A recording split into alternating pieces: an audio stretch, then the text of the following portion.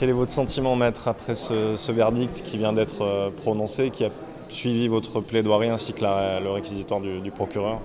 Une satisfaction d'abord pour les victimes, une pensée pour celles qui étaient présentes comme celles qui étaient absentes, qui soit n'ont pas été identifiées, soit ont eu peur des représailles, ne se sont pas présentées au tribunal.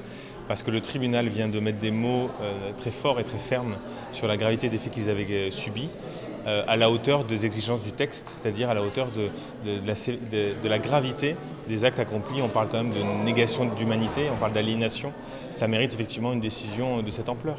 Alors après, sur le quantum de la peine, on peut tous avoir un point de vue et se dire que la prison n'est pas une solution de toute façon, donc une année de plus à celle que d'autres auraient mise ne peut ne pas se justifier. Mais pour les parties civiles, c'est le symbole qui est franchi, c'est la détention parce que ce qui a été commis est impardonnable et c'est la reconnaissance de leur qualité de victime.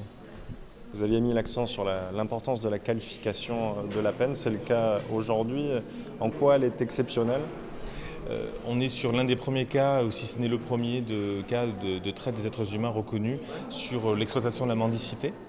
Il y avait également un aspect exploitation de la prostitution, mais c'est un peu plus connu des tribunaux. C'est exemplaire parce que ça vient dire donc que quelle que soit la situation de la victime, même si elle est mendiante, même si elle est au plus bas niveau social, elle ne mérite pas de recevoir ces traitements-là et que la justice française, de la République française, est là et présente pour les sauver. Donc c'est extrêmement important. Notre souhait, notre espérance, c'est qu'à la lecture de cette décision par l'opinion publique, il y ait de plus en plus de victimes qui se libèrent, qui se font connaître auprès des services de police, et de plus en plus peut-être d'auteurs qui s'arrêtent au bout d'un moment de commettre leurs actes par peur des représailles. Vous l'évoquiez, avec un arsenal juridique désormais au point également en France, vous vous attendez à voir de plus en plus de procès se dérouler? Il y a une pédagogie de cette audience, il y a une information qui est délivrée déjà dans les débats, mais aussi auprès de l'opinion publique, qui vient clairement mettre des mots durs sur les faits qui sont commis. Donc on est plein d'espoir sur le fait que d'autres actes de ce type-là seront identifiés par les tribunaux, là où jusqu'à présent il y avait peut-être des réticences. On est en train de créer un référentiel de jurisprudence qui manquait jusqu'à présent. On est en train de couvrir tous les champs de la traite des êtres humains sur tous ces aspects. Esclavage domestique, mendicité, prostitution. Autant d'occasions qui vont permettre à des victimes d'être identifiées et j'espère d'être sauvées. Satisfaction aussi que l'Organisation internationale contre l'esclavage moderne, qui s'est constituée partie civile au soutien des victimes, soit également reconnue dans sa constitution partie civile. Le symbole qui est franchi, c'est celui dit par la justice que la société civile est indispensable à la protection, à l'identification et à la reconstruction de ces personnes.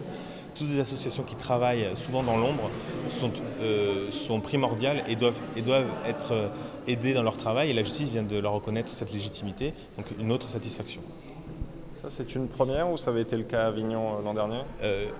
On commence à recueillir de plus en plus de décisions qui le reconnaissent, mais là aussi c'est un travail de pédagogie qu'il faut faire auprès des tribunaux, de comprendre que quand une association comme celle-ci se présente au tribunal, c'est pas pour faire prévaloir son existence au détriment de la parole des victimes directes, c'est juste de faire valoir que la reconstruction des victimes de traite est extrêmement compliquée, très longue, et demande un soutien que malheureusement la justice ne peut pas fournir par ses propres moyens.